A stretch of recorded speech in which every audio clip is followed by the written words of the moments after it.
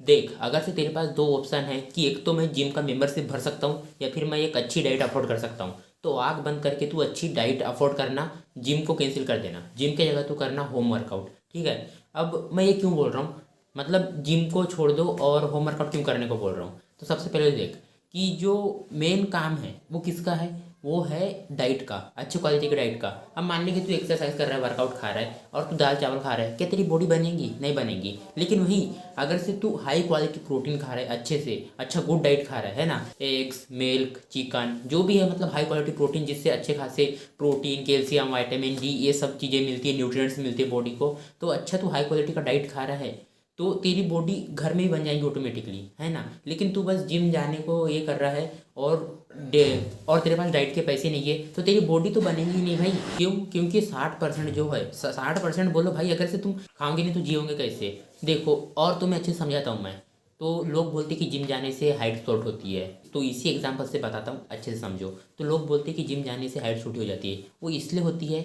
देखो, हम जिम जाते हैं और हम शरीर को अपने स्ट्रेस देते हैं। कैसा स्ट्रेस? कि मसल स्ट्रेच वगैरह होंगे, टूटेंगे, तो उसे न्यू बनने के लिए, न्यू मसल रिकवर करने के लिए जो सारा एनर्जी है, सारा कुछ, अगर समय डाइट अच्छी नहीं है तो वो सारा एनर्जी लग जाएगा हमारे जो मसल ये हुए हैं, टूटे हैं, उनको रिपेयर करने में। और इस वजह से हमारा शरीर हमारे हाइट पे फोकस नहीं करेगा, हमारी बॉडी फोकस करेगी मसल रिपेयरिंग पे। और यही रीज़न है जिसकी वजह से जिम जाने वाले की हाइट स्टंट हो जाती है। मतलब बहुत से हर किसी की नहीं, लेकिन जिसका डाइट अच्छा नहीं है ना, जिसका डाइट इतना ही है कि बस वो जिम के जो है ना इंजरीज आई है, मतलब जो स्ट्रेचेस आए हैं यार मसल में, उसे फुलफिल करने के लिए, है ना, तो फिर वो हाइट को कैसे देगा? बेसिकली समझो ना बात।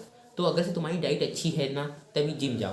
तो मैं वही बोलना चाह रहा हूँ, अगर से तुम्हारी डाइट अच्छी है तो तुम्हारा बॉडी भी ऑटोमेटिक बन जाएगा। घर में ही हम ऐसे वर्कआउट कर सकते हैं जिससे हमारी अच्छी खासी बॉडी बन सकती है। जैसे मैं देखो, ये नॉर्मली मैं दाल चावल खाता हूँ और ऐसी इस टाइप की बॉडी बना लिया हूँ। जो मेन खेल रहता है वो किस चीज़ का रहता है पता है? कंसिस्टेंसी से लगातार मेहनत करना।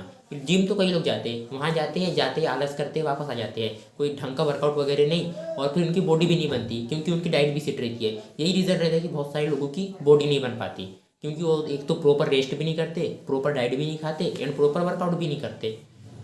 और जिम का नाम बदनाम होता है कि ये जिम जाता है फिर भी इसकी वर्कआउट इतनी ये नहीं है। और एक फोर्थ रीज़न रहता है, वो रहता है जेनेटिक्स का भी।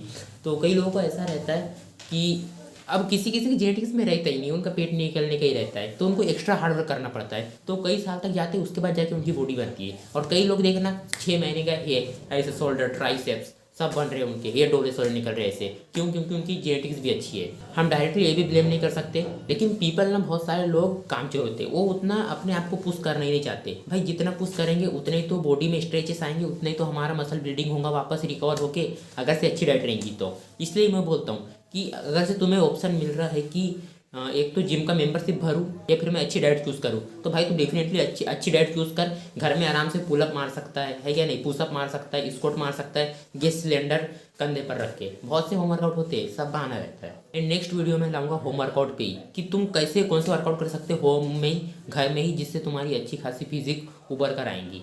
ठीक है।